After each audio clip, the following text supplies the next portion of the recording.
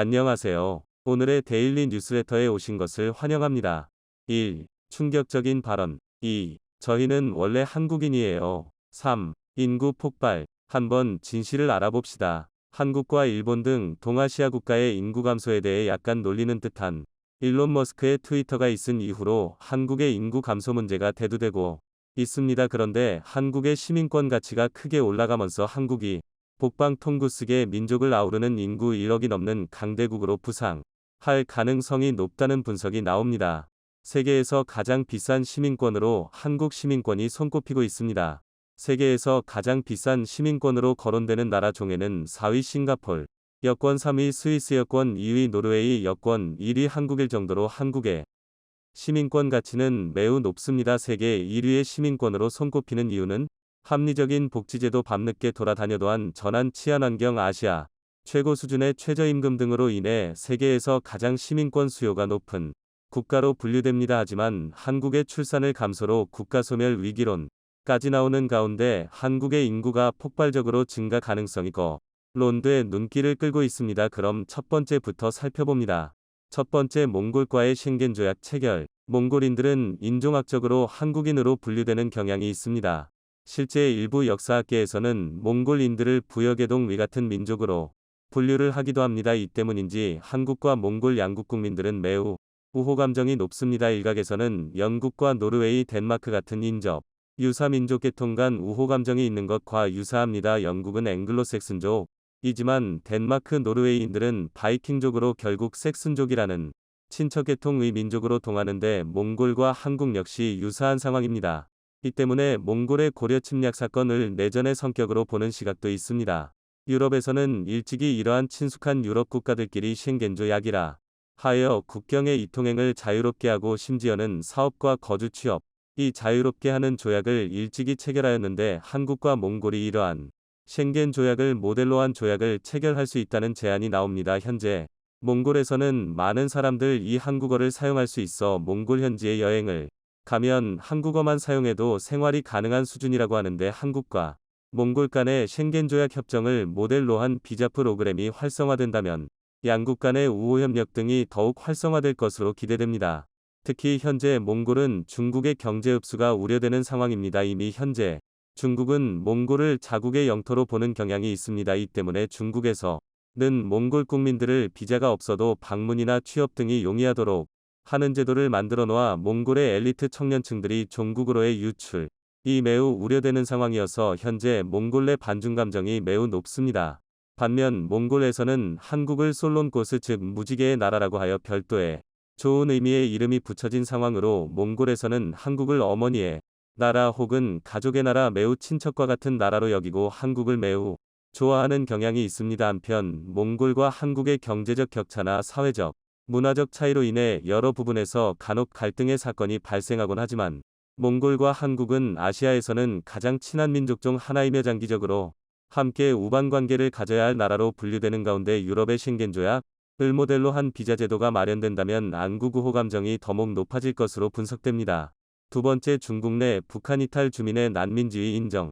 유엔에 가입된 국가라면 국제법상 인정되는 난민에 대한 대우를 어떻게 처리해야 하는지에 관한 국제법을 따를 의무가 있습니다. 하지만 중국은 현재 북한 이탈 주민들에 대한 국제 난민 지위 인정을 하지 않고 있는 상황인 가운데 북한 이탈 주민의 난민 지위가 인정된다면 한국으로 유입되는 탈북자 인구가 폭증할 것으로 전망됩니다. 북한 인구 2,500만 명 중에 상당수가 중국으로 탈출하고 있습니다. 북한의 소위 돈주라고 하는 계층, 장마당에서 성장한 자본가 종산층 계층의 가족 중 일부는 이미 중국으로 넘어가 사업을 한다거나 물건을 떼어온다거나 하는 일들이 잦은 상황이고 여차하면 종국으로 탈출할 수 있는 계층이 점점 늘어나는 추세입니다. 심지어는 남한에 있는 탈북자들이 브로커를 통해 북한에 있는 가족들에게 송금을 해오는 송금망까지 갖춰져 있을 정도인 상황으로 북중 접경지대를 통한 북한 주민들의 이통행이 점점 활발해지는 추세입니다. 2020년 코바이러스 확산을 계기로 북한 당국이 국경 동제를 하고 있는 상황이지만 북한 경제 대부분이 이들 장마당의 돈주 계층들에 의해 돌아가는 상황으로 완전 차단을 하지 못하고 있는 상황입니다. 많은 북한 주민들은 중국으로 가지만 한국으로 넘어올 생각을 하는 사람들은 매우 적다고 합니다. 이유는 한번 남한으로 가고자 하는 의도가 들통나면 직결 처형의 대상이 되기 때문에 상상조차 하기 어려운 것이 현실이고 누군가와 이러한 남한으로의 탈북을 이야기하는 것은 목숨을 내놓는 일과 다름없어 중국으로 이탈한 주민들 상당수는 남한으로의 탈출을 상상을 못합니다. 심지어 대한민국 한국이라는 말조차 몰라 아예 외국인 줄 아는 사람들이 매우 많은 편인데 최근 한국 드라마의 확산 그리고 심지어는 탈북자들의 유튜브 채널이 그대로 USB 남마이크로 집에 내리적재되어 북한으로 넘어가는 경우도 있을 정도의 상황이 되고 있습니다. 탈북에 대한 정보가 확산될수록 한국으로 넘어오는 북한 주민들의 숫자가 더욱 많아지는 상황이지만 아직 한국에서는 이러한 탈북자 인구에 대해서 3만 명이라고 발표하고 있으나 더 많을 것으로 예측되고 있습니다.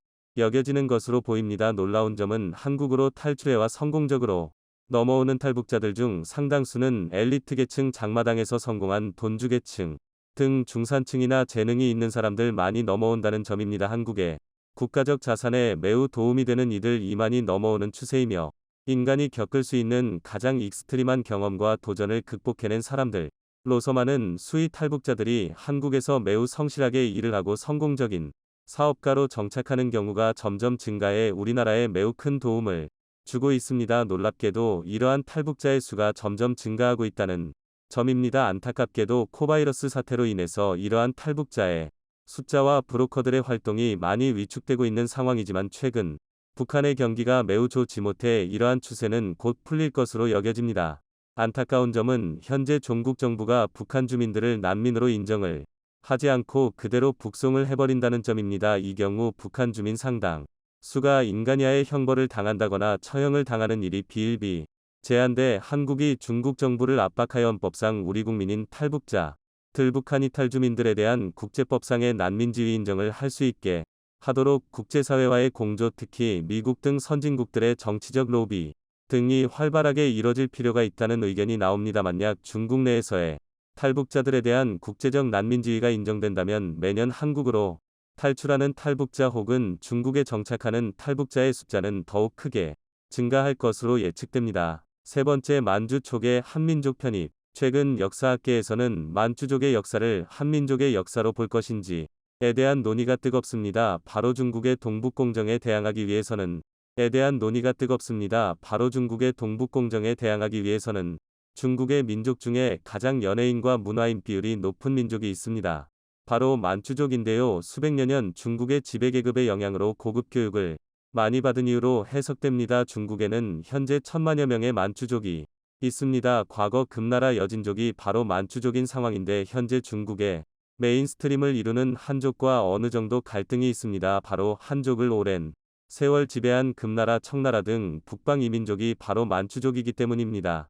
지금도 1천만 명에 불과하는데 거의 100배 이상의 한족을 다스렸던 것은 매우 치욕적인 역사이기 때문으로 여겨집니다. 놀랍게도 인구가 1,000만 명에 불과한데도 만주족에서는 세계적인 유능한 인재들이 많이 배출됩니다. 대표적으로 세계적인 피아노 스타 랑랑이 있습니다. 도이치 그라모폰 레이블을 가장 많이 녹음한 중국인 가운데 랑랑은 손에 꼽는 아티스트로 여겨집니다. 그는 세계에서 가장 많은 클래식 음반을 팔아치우는 인물로 여겨지면서 세계적 음반회사는 그와 꼭 협업을 하고 싶어합니다. 놀랍게도 그는 만주족 소수민족이지만 최근 사실상 한국인처럼 되면서 세계적인 화제를 불러 모으고 있습니다. 바로 한국인 피아니스트 지나 앨리스와 결혼을 한 것입니다. 그는 자녀들에게 한국식 동료들과 한국어로 말을 할 정도로 완전 한국 가정이 되는 모습을 보여 한국의 클래식 매니아들로부터 엄청난 반향을 일으키고 있습니다. 마치 마이클 잭슨이 한국인이 된 것과 같은 일처럼 여겨지는 것인데요. 랑랑의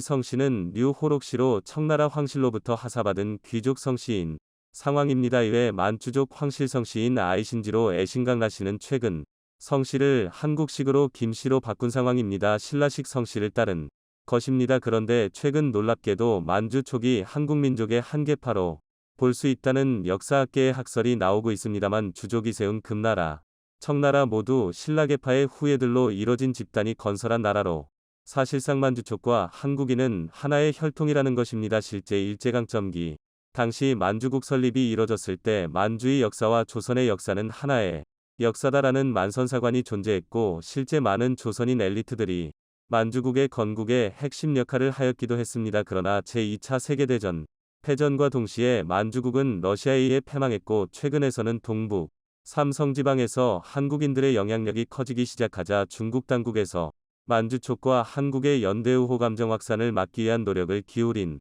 다는 분석이 나옵니다. 중국에 거주 중인 만주족은 향후 한국이 수복 해야 할 고토 중 남만주 일대 옛날 간도 땅에 위치한 지역에 많이 거주하고 있는 상황입니다. 2010년도를 기준으로 만주족 현황 조사를 한 결과 북중 접경지대 베이징 근교에 밀도가 높게 만주족들이 살고 있어 향후 남만주 일대의 고토 수복에 매우 중요할 뿐 아니라 장기적으로 한민족의 흡수동화돼야 할 민족으로 여겨집니다. 실제 여진족은 2000년대 초까지 북한 지역의 여진족으로서 정체성을 가지고 삼고 있었던 것으로 알려졌습니다. 하지만 북한 당국에서 여진족의 이름을 없애 고 한국식 성씨와 이름을 부여한 이후로 한반도에서는 완전히 여진족은 한민족의 완전한 흡수동화가 이뤄졌는데 만약 1000만 명이 넘는 만주족이 한민족에 흡수동화된다면 한국의 경제적 가치는 매우 커질 뿐 아니라 향후 한국에 흡수동화될 가능성이 높은 남만 주일대 지역에서의 패권 확대에 도움을 줄 수 있을 것이라는 주장이 나옵니다. 이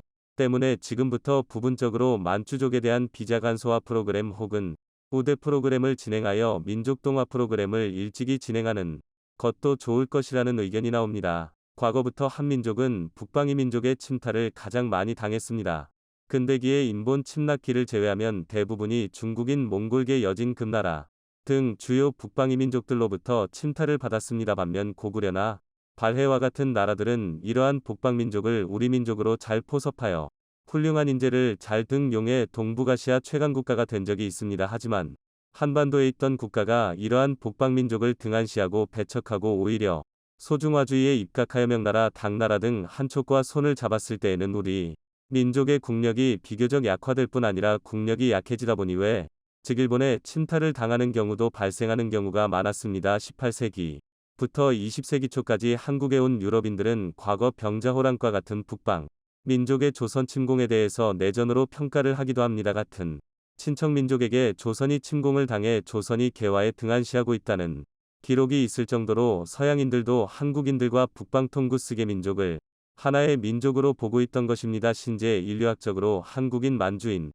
가장 비슷한 유전자를 가지고 있고 몽골까지도 인류학적으로 가장 가까운 민족으로 분류됩니다. 이 때문에 지금 한국은 고구려 발해와 같이 포용적인 마인드로 현재 한국이 당면한 문제를 해결하는데 조상들의 지혜가 필요하다는 지적이 나옵니다. 그뿐 아니라 북한 주민들의 인권이 철저하게 외면당해 인간으로 당해야 할 최악의 수모를 겪는 중국 내 북한 이탈 주민들의 국제법상 난민지위 인정이 이뤄질 수 있도록 대중국외교의 최우선 과제가 될 수 있도록 국제적 협력이 필요하다는 의견이 나오며 국제 엘리트들과의 협력이 필수적이라는 미국에게 제대로 한 방을 날릴 수 있는 방안을 마련한 것입니다.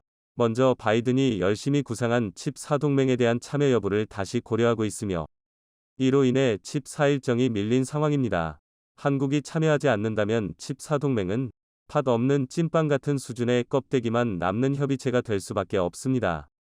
여기에 한국이 새로운 국가와 협력할 것으로 알려지자 미국은 한국에게 아무런 소리도 못하고 오히려 깜짝 놀라 자국의 대표 기업인 애플을 때리면서 한국의 마음을 돌리기 위해 움직이고 있습니다. 애플은 최근 중국에서 메모리 반도체를 공급받겠다고 밝히면서 반도체 시장에서 미국이 한국을 밀어내고 자신의 이익을 챙기는 것 아니냐는 비판을 받았습니다. 미국 정부는 중국산 원자재가 하나라도 들어간 제품은 용서하지 않겠다고 했는데 대표 기업이라는 애플은 중국산 반도체를 사용하는 것도 모자라 기술 이전까지 약속했기 때문입니다. 그런데 한국이 감경한 태도를 보이면서 미국 의회에서 애플에게 불장난을 멈추라고 경고를 날리는 등 미국의 태도가 감지되고 있습니다. 지금까지 동맹이라는 이유로 미국의 정책에 적극 협력하던 한국이 스스로의 이득을 찾겠다고 선언하고 미국의 뺨을 제대로 때리기 시작한 상황입니다. 러몬도 미국 상무장관은 대만 글로벌에이퍼스가 한국에 투자하겠다고 준비한 7조 원을 미국으로 빼돌렸다며 자랑스럽게 말했습니다. 그러면서 러몬도 상무장관은 WSJ과의 인터뷰에서 우리가 중국과 경쟁하기 위해 할 수 있는 가장 중요한 일은 미국에서의 투자라며 미국이 핵심 광물, 전기차 배터리, 반도체, 인공지능, AI 등 특정 기술 분야를 지배할 필요가 있다고 말했습니다. 이는 바이든의 행동과 더불어 한국 국민들의 분노를 사기에 충분한 발언이었습니다. 바이든은 막대한 투자를 약속한 현대차의 전기차를 보조금에서 제외한 데 이어 삼성전자를 비롯한 반도체 기업들에 대한 보조금을 회수하겠다고 협박에 나섰습니다. 한국 기업에게서 투자를 약속받고는 뒤통수를 때려버린 것입니다. 이런 미국의 태도에 한국도 가만히 있을 수만은 없습니다. 실제로 한국의 움직임이 확인되고 있는데 바이든이 야심차게 추진한 반도체 공급망 협의체, 일명 칩나 동맹 회의 일정이 미뤄진 것으로 알려졌습니다. 당초 미국 정부는 칩 4회의를 5일 전후에 개최하려고 추진했었지만 일정이 미뤄졌을 뿐 아니라 확정되지 않은 것으로 확인됩니다. 칩4는 반도체 공급망의 협업을 확대, 강화하기 위해 바이든 행정부가 주도적으로 추진하는 협의체로 반도체 개발과 생산 분야 등을 선도하고 있는 한국과 대만, 일본이 참여 대상입니다. 한국 정부에서는 출장 등으로 되면 회의를 개최하기 위한 참가국 대표단 간 일정 조율에 어려움을 겪고 있다고 설명했지만 실제로는 인플레이션 감축법 IRA에 따른 한국산 전기차 차별 등의 문제가 해결되지 않았기 때문입니다. 회의 연기 이유에 대해서 외부적으로는 미 국무부의 담당 실무진이 오는 8일부터 LA에서 열리는 IPEF 장관급 회의에 출장을 가기 때문이라는 것을 내세우고 있습니다. 그러나 일각에선 IRA에 따른 한국산 전기차 차별 문제가 부각되면서 미국에 대한 한국 내 부정적인 여론이 일고 있는 상황이 영향을 미치고 있는 게 아니냐는 관측이 나오고 있습니다. 미국의 한국산 전기차 차별 문제를 두고 한국 내에서 뒤통수를 맞았다, 듬에 칼을 꽂았다 듬에 격앙된 반응까지 나오고 있기 때문입니다. 이런 반응에 대해 미국은 매우 놀랍다는 뜻을 밝혔는데 놀라기는 이릅니다. 한국이 칩나 동맹 대신 인도와의 협력에 나설 가능성이 제기되고 있기 때문입니다. 지난 7월 열린 디지털 인도 위크 2022에 등장한 모디 인도 총리는 반도체 생산국이 되려는 열망을 감하게 내비쳤습니다. 이는 더 이상 반도체 소비국만으로 머물지 않겠다는 선언이기도 했습니다. 최근 인도 정부는 반도체 관련 투자를 아끼지 않고 있습니다. 인도 매체인 파이낸셜 익스프레스는 인도 정부가 반도체 기업 대상 인센티브 제도를 곧 도입할 것이라고 보도했습니다. 인센티브 제도를 통해 글로벌 기업의 참여를 유도하는 게 목표로 모디 정부가 내걸은 인센티브는 약 100억 달러에 달합니다. 이를 통해 중국을 탈출한 기업들이 반도체 팹, 실험실을 인도에 만들도록 유인하고 있습니다. 인도는 반도체 소비국에 불과하지만 최근 미국을 중심으로 반도체 공급망에서 중국을 분리하려는 움직임이 보이자 기회를 잡았다고 판단했습니다. C19 팬데믹, 그리 고 중국의 엄격한 봉쇄는 전 세계 반도체 공급의 병목 현상을 가져왔습니다. 각국 정부와 기업은 대체지를 찾고 있는데 인도가 거기에 손을 들고 나선 것입니다. 인도의 목표는 향후 3에서 4년 뒤 전자제품 제조 규모를 3천억 달러로 끌어올리는 것인데 여기에 반도체는 매우 중요한 역할을 합니다. 라지브 찬드라세카르 인도 전자 IT 담당 장관은 파이낸셜 타임스 FT와 가진 인터뷰에서 지정학적 관점에서 인도는 매력적인 곳이다. 우리는 반도체 시장에서도 점점 큰 소비자가 되고 있다 고 말했습니다. 이전에는 공개적으로 중국에서 반도체 제조 시설을 옮기려는 기업을 목표로 삼겠다 고 언급하기도 했습니다. 반도체는 기본적으로 기술 집약적이고 설비 루자에 막대한 비용이 들기 때문에 진입 장벽이 높은 산업입니다. 100억 달러의 인센티브는 그 시작일 뿐 인도 정부가 반도체 산업에 들어갈 재정 지원은 지금보다 더욱 커질 수밖에 없습니다. 게다가 반도체 제조에는 안정적인 전원과 깨끗한 물, 고도로 숙련된 인력 등이 필요합니다. 마리아시멈 아시아개발은행 연구원은 강력한 소프트웨어 기반 덕분에 인도는 반도체 설계에는 진출해 있지만 반도체 제조는 고도의 인프라가 필요하기 때문에 뒤질 수밖에 없다 고 지적했습니다. 반대로 보면 이는 한국에게는 기회가 될 수 있습니다. 인도의 반도체 설계 기술에 더해 한국의 생산 기술이 더해지면 강력한 시너지를 낼 수 있기 때문입니다. 우리에게 익숙한 마이크로소프트, MS, IBM, 알파벳 등 대표 IT 업체들의 최고 경영자, CEO는 모두 인도계입니다. 블룸버그 통신에 따르면 인도계 CEO가 겸용하는 기업 가치만 5조 달러에 이를 정도입니다. 인도계는 전체 미국인의 1%, 실리콘밸리 노동인력의 6%를 차지하는데 인구 비율로는 설명되지 않을 정도로 많은 CEO를 배출했습니다. 인도라는 나라는 GDP로는 영국을 제치고 세계 5위에 올랐고, 인구수로는 중국을 뛰어넘어 새로운 시장이 될 가능성이 가장 큰 나라입니다. 동시에 수학과 과학 분야에서는 엄청난 수의 인재를 배출하고 있고, 이들은 미국에서 핵심 인력으로 자리 잡았습니다. 이런 인도가 가지는 고질적인 문제는 인프라 부족인데, 한국 기업들이 진출한다면 문제를 해결하는 동시에 한국 기업들은 수십 년 동안 일거리를 걱정하지 않아도 될 정도입니다. 실제로 삼성전자는 인도 정부가 진행 중인 생산연계 인센티브 PLI의 유일한 수혜 기업이었습니다. 삼성전자는 PLI가 제시한 상품 판매량 기준을 달성했습니다. PLI는 인도 정부가 현지 투자와 생산을 유도하기 위해 마련한 투자 제도로, 한 해 동안 일정한 상품 판매량을 달성한 기업에게 매출의 6%가량을 인센티브로 제공합니다.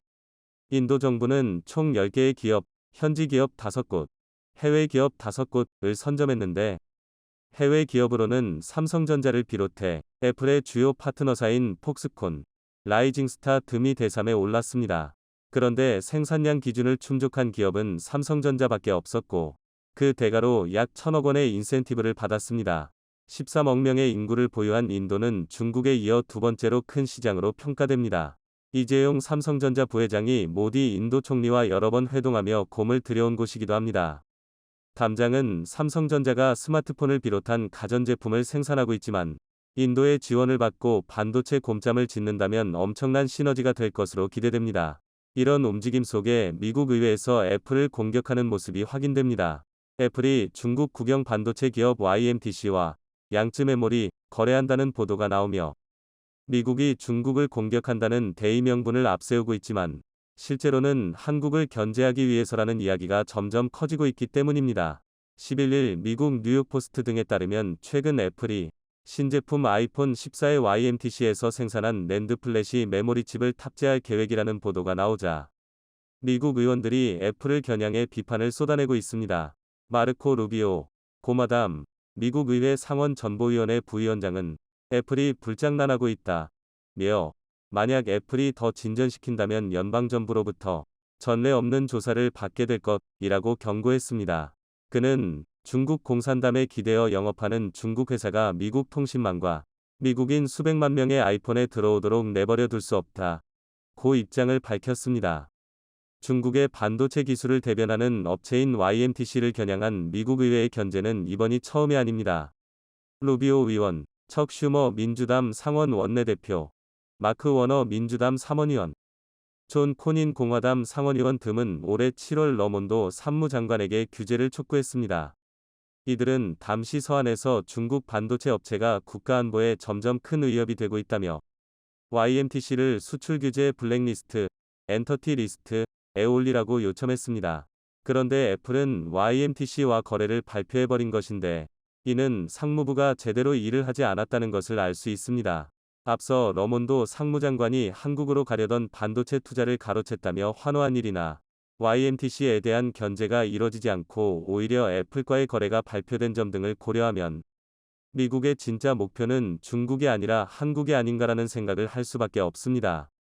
결국 이런 상황에서 한국 역시 스스로를 지킬 방법을 마련해야 하며, 인도와의 협력은 미국의 견제를 회피하는 동시에 중국을 대신할 새로운 시장을 개척하는 방법이 될 수 있습니다. 연일 동맹의 신뢰를 잃고 있는 바이든 대통령에게 한국의 힘을 제대로 보여줘야 할 것으로 보입니다. 세계적으로 전 지구를 주름 잡아온 나라들은 다양한 인종이 혼재된 나라들이었습니다. 몽골 제국, 미국 모두 다인종의 우수한 엘리트들을 제국 내로 유입시켜 막대한 부국을 만들었습니다. 몽골 제국은 놀랍게도 세계적으로 유명한 다민족 국가이자 평등한 인종 정책으로 세계를 주름잡은 나라로 명성이 높습니다. 이러한 몽골 제국에서는 특히 고려인들을 특별 대접했다는 재미있는 사실이 있는데요. 당시 몽골 최고 국가 정책 의결기구인 쿠를타이 헵사의 고려의 왑은 늘 VIP로 참석했고, 몽골 제국의 중대사를 결정하는 데 중요한 한 표를 던졌으며, 몽골 제국에서는 고려의 복식이 유래나기까지 했습니다. 이뿐 아니라 몽골에서는 이탈리아에서 온 마르코폴로 같은 서양인들을 중요했을 뿐 아니라 아랍, 페르시아, 유럽의 엘리트를까지 중용해 자신들의 부족한 과학기술을 이민족의 등용을 통하여 발전시켰습니다. 우리나라 역사에서 이와 비슷한 사례를 찾아보자면 세종대왕 시절의 태평성대를 들여다보면 됩니다. 세종대왕은 신분제도에 엄격했던 신하들의 반대를 물리치고 국적이나 신분의 고와 상관없이 능력 있는 엘리트들을 중요했으며 이는 엄청난 국가 발전의 원동력이 될 수 있었습니다. 통골 제국이 끝나갈 무렵에 고려 말기, 조선 초기는 이미 몽골의 영향을 알게 모르게 많이 받았던 때로 한반도는 굉장히 글로벌하면서도 과학적으로 발전된 나라였고 이는 한글 훈민정음의 탄생에까지 알게 모르게 영향을 미쳤습니다. 반면 세계적으로 몰락한 나라들의 특징은 철저한 배타성으로 강한 민족주의를 지향한 공통점들이 있습니다. 독일, 러시아, 중국의 여러 왕조들이 그러했습니다.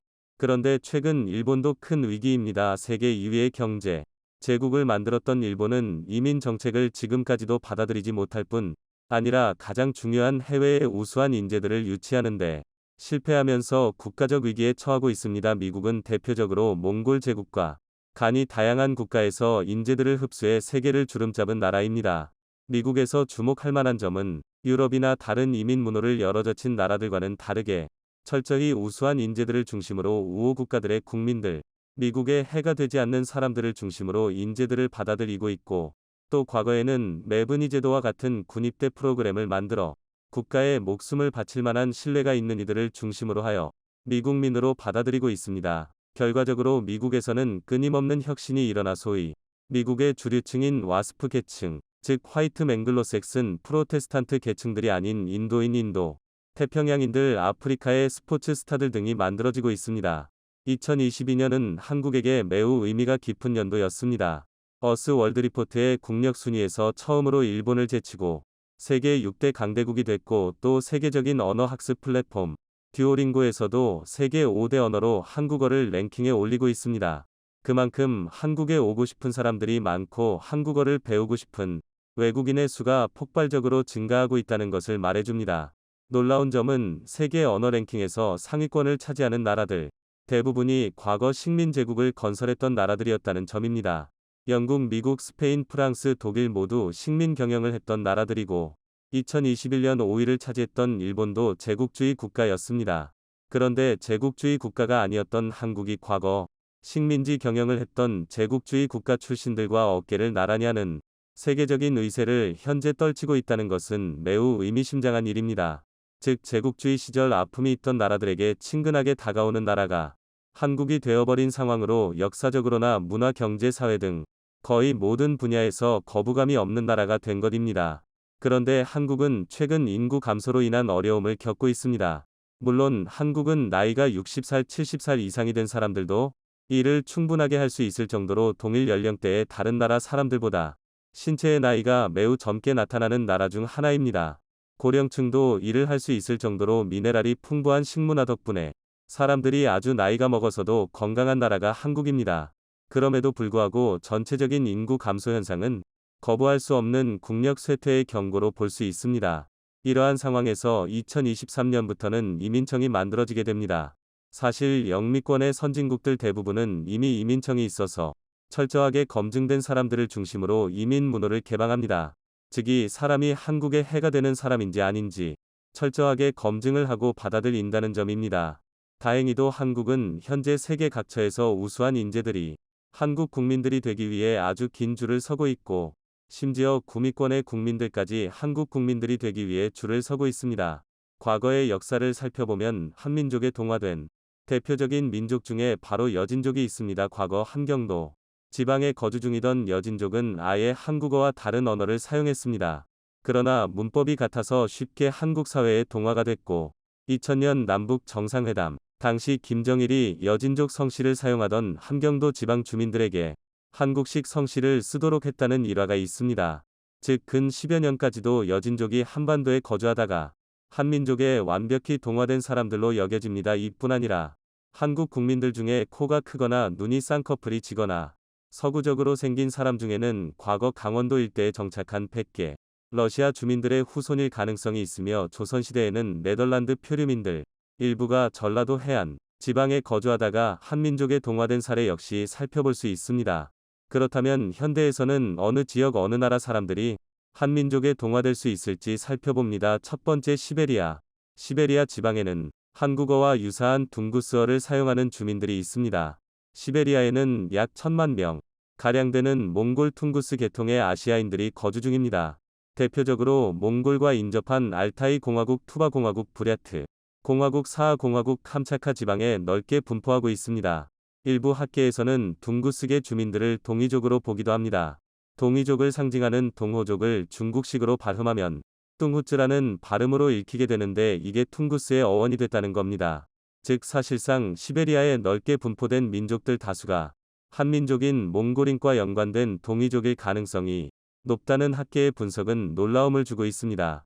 이 둥구스 계통의 민족은 한국어와 놀랍도록 유사한 언어 구조를 가지고 있고 또 야쿠티아 지방의 경우에는 단군, 설화 발해 왕국의 멸망 과정까지 담긴 전설 등이 내려져 오고 있는 등 이들 시베리아에 넓게 분포된 아시아계 주민들은 비교적 한민족에 동화되기 쉬운 사람들로 볼 수 있습니다.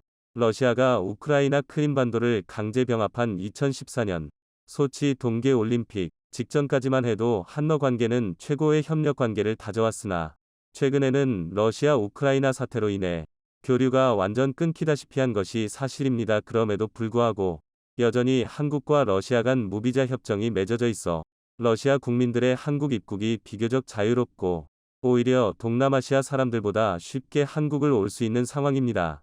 시베리아 주민들 같은 경우는 한국인과 잘 구별하기 어렵다는 직징이 있습니다.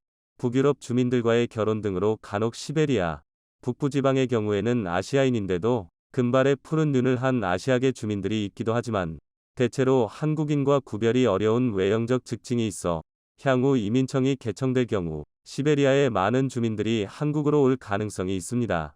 게다가 지난 2014년 이후 꾸준하게 러시아인 난민 신청자의 숫자가 크게 증가하고 있는 추세에 더해 최근 한국으로 난민 신청을 하는 국적 1위 국가가 러시아로 기록되면서 앞으로 한국에 유입될 이민자들 중 주요한 국가가 될 전망입니다. 두 번째, 중앙아시아. 중앙아시아에는 많은 수의 고려인들이 정착해 살면서 현지 주민들이 고려인들이 얼마나 훌륭한 사람들인지 알게 되었고 이 덕분에 현지에서는 고려인과 한 핏줄인 한국인들이 매우 존중을 받고 있습니다. 고려인들이 정착해 살아가고 있는 대표적인 국가로는 우즈베키스탄, 카자흐스탄이 있으며 이들 국가의 다수를 구성하고 있는 돌궐인 투르크계 아시아인들은 한민족과 전통적으로 매우 친밀한 민족들입니다. 투르크인들은 터키 즉 지금의 튀르키예의 민족과 동일한 민족입니다. 고대 시기 돌궐족과 한민족은 매우 우호적인 관계를 지녔는데 이 같은 역사를 현지 투르크계 주민들도 잘 인지하고 있습니다. 이민청이 만들어지게 되면 이 중앙아시아에서 한국으로 입국 신청을 하는 사람들의 숫자가 폭발적으로 늘어날 것으로 보입니다. 주목할 부분은 바로 고려인들입니다. 고려인들은 쉽게 한국 국민이 될 수 있지만 중앙아시아에 있는 튀르크인, 슬라브 계통의 주민들이 한국행 티켓을 받는 것은 매우 어려운 일입니다. 중앙아시아의 튀르크인들, 우즈벡인, 카자흐인들은 손쉽게 한국어 구사가 가능합니다. 심지어 카자흐스탄이나 우즈벡에 가면 워낙 한국어를 잘하는 사람들이 많아 한국어만 할 줄 알아도 여행이 가능할 정도의 상황으로 바뀌어나가고 있습니다. 그런데 최근 중앙아시아 카자흐스탄, 우즈베키스탄 일대는 세 개의 세력이 패권 다툼을 하고 있습니다. 터키, 러시아, 그리고 중국 세 개의 세력이 이 지역의 패권을 놓고 경쟁 중인데 뜬금없이 머나먼 한국이 이 지역의 이해관계에 매우 깊은 나라가 되어가고 있습니다. 이러한 패권 다툼 싸움에서 승리하기 위해 과연 어느 나라가 이 지역의 우수한 인재들을 자국의 편으로 만드는지가 매우 중요한 포인트가 되고 있습니다. 신기하게도 과거 한민족에는 이 중앙아시아의 투르크인들이 한민족에 동화됐었던 역사가 있습니다. 바로 경북지방의 투르크인들이 거주했을 것이라는 학계의 분석이 나오고 있기 때문입니다. 특히 대구라는 지명과 투르크라는 지명의 연관성은 학계의 주목을 받고 있습니다. 대구를 뜻하는 고유 한국어인 달구는 사실 무슨 뜻인지 정확히 알려진 게 없었습니다. 그런데 이 달구라는 말이 투르크를 의미한다는 말이 나옵니다. 투르크, 털쿠, 달구, 대구의 언어적 변화 과정을 거친 것입니다. 게다가 놀랍게도 대구 경북 지방에는 이국적으로 생긴 흉노계 DNA가 많이 발견되는 지역입니다. 즉 중앙아시아의 투르크인들 역시 한국에 동화되기 매우 쉬운 나라 사람들임을 역사를 통해 볼 수 있습니다. 세 번째, 중동부 유럽. 최근 한국인 청년들과 중동부 유럽 사람들과의 혼인 건수가 증가하고 있습니다. 한류 열풍의 영향 때문으로 해석됩니다. 폴란드를 비롯한 비세그라드 중부 유럽 지역, 그리고 루마니아를 비롯한 발칸반도, 불가리아 국가와 같은 나라들에서 한류가 퍼지면서 한국인과 연애 혹은 결혼까지 하고 싶어하는 현지 청년들이 증가하고 있는 것입니다. 이틀 중 많은 나라들은 한국과 무비자 협정이 체결돼 한국으로 여행을 오는 비중이 늘어나고 있는 상황이고, 한국어를 따로 공부해서 능숙하게 구사하는 사람도 증가하고 있습니다. 눈에 띄는 점은 폴란드, 헝가리 같은 비세그라드 국가들입니다. 최근 한국과 폴란드 등 비세그라드 국가들 간의 경제 교류 협력이 넓어지면서 한국의 청년층들과 비세그라드 국가 사람들 간의 접촉이 많아지게 되었고, 이로 인해 한국어를 구사하는 현지인들이 더욱 크게 증가할 것으로 예상되어지고 있습니다. 네 번째, 동남아시아. 가장 한국에 오고 싶어하는 사람들이 많은 지역은 바로 동남아시아입니다. 현재 한국어 열풍이 영어를 제치고 1위를 기록 중인 나라는 인구 1억 대국 필리핀, 브루나이 두 나라가 있습니다. 원래 이를 나라들은 일본어가 제1위 인기 외국어였으나 2022년 이후로는 한국어가 1위를 차지한 상황입니다. 이외에도 베트남, 태국 그리고 미얀마 같은 나라들에서도 한국어가 인기 외국어가 되어 있습니다. 이렇게 한국어가 인기를 끌 정도로 동남아시아에서는 한국에 대한 환상이 매우 큽니다. 한류 드라마의 영향으로 동남아에서는 경험할 수 없는 한국의 겨울, 한국의 사계절을 즐기고 싶어하는 동남아시아 주민들이 많습니다. 특히 베트남의 경우에는 한국인들과의 혼인 건수 증가로 인해 사실상 혈연으로 맺어지고 있는 나라가 되고 있는 상황이며, 한국어 교육은 사실상 필수처럼 되어가는 추세입니다. 동남아시아와 한국의 경제 격차는 매우 크지만 워낙 인구 규모가 크고 자원이 많은 나라들이 많아 장단기적으로 동남아시아에서 경제 규모가 큰 나라들이 많이 탄생할 것으로 예측되고 있습니다. 때문에 중국 등 패권 국가들은 동남아시아의 성장에 자신들의 자본과 패권을 억지로 끼워 넣어 동남아시아 경제 성장분을 자국의 부로 흡수하기 위한 전략을 세우며, 동남아시아에서의 한국의 힘을 몰아내기 위해 동남아시아 각 국가들과 한국과의 이관계를 펼치고 있다는 주장이 나오기도 합니다. 하지만 중국의 이 같은 노력은 역풍을 맞고 있습니다. 인도네시아에서는 최근 중국 공산당을 지지하거나 마오이즘 사회주의 사상을 따르는 사람들은 처벌받거나 체포될 수 있게 하는 일명 반중국 법안이 만들어지면서 인도네시아에서 다시 반중국 바람이 일어나고 있는 상황입니다. 이러한 동남아에서의 반중 열풍은 동남아시아 각 국가로 확산될 것으로 예상됩니다. 다섯 번째, 남아시아. 남아시아는 인도아 대륙, 즉 인도를 중심으로 한 지역을 이야기합니다. 놀랍게도 동남아시아 다음으로 한국어의 인기가 급부상 중인 지역은 바로 부탄과 네팔, 파키스탄이 있는 인도아 대륙입니다. 심지어 인도 남부지방에서는 한국어와 문법적 유사성이 있는 언어들이 있어 인도아 대륙에서 한국어 교육 열풍은 더욱 거세질 것으로 기대됩니다. 산간 지방, 네팔, 부탄 일대의 지방에는 한국인과 유사한 몽골로이드 계통의 주민들이 살고 있습니다. 티베트어권의 주민들로서 이틀의 언어는 한국어와 문법적 유사성이 있으며 티베트, 몽골, 만주, 한반도로 이어지는 거대한 언어권 벨트가 만들어지는 지역에 속하고 있습니다. 여기에 인구 대국 파키스탄에서는 인기 외국어로 한국어가 등극한 상황으로 소득 수준이 높은 한국으로 일을 하러 오고 싶어하는 인도아 대륙 많은 청년들의 드림랜드가 바로 한국이 되고 있습니다. 남아시아 지역은 중국을 대체할 황금의 땅, 세계적인 경제 대국으로 비상하고 있습니다. 과거 한국의 역사에서 허왕옥이라는 인도아 대륙에서 한반도로 넘어와 정착한 사람이 있습니다. 그녀는 금관가야의 시조 김수로왕의 왕후로서 인도의 아유디아의 공주로 알려져 있습니다. 그녀는 한반도에 올 때 수많은 인도인 수행원과 함께 한반도에 정착하였고 김해허씨의 시조가 되었습니다. 경남 지방에는 인도에서나 볼 수 있는 쌍어문 무늬가 유적지 곳곳에 나타나는데, 이는 인도에서 나타나는 문양과 동일합니다. 인도아 대륙과 한국은 앞으로 친해질 일이 많이 남아 있습니다. 바로 세계 1위 인구 대국으로 부상할 인도가 세계적인 경제 대국으로의 비상을 앞두고 있기 때문입니다. 현재 인도인들은 세계를 장악 중입니다. 영국 총리, 실리콘밸리와 미국의 주요 기업들의 CEO들도 모두 인도인들로 채워지고 있을 정도로 인도인이 세계 정상에서 두각을 나타내는 일이 점점 증가하는 모습까지 보여지고 있습니다. 지금까지 한민족의 동화 될 수 있는 지역 사람들을 모두 살펴봤습니다. 사실 한국은 이민 문호만 활짝 열어 젖히면 세계적인 인구 대국으로 부상할 수 있습니다. 하지만 아직 국민적 공감대가 형성돼 있지 않고 입국과 동시에 1주택 수요가 늘어나버리는 외국인들의 유입 문제가 또 다른 서민 부동산 대란을 야기시킬 수 있다는 의견이 나옵니다. 과연 한국은 세계적인 패권 국가가 될 수 있을까요?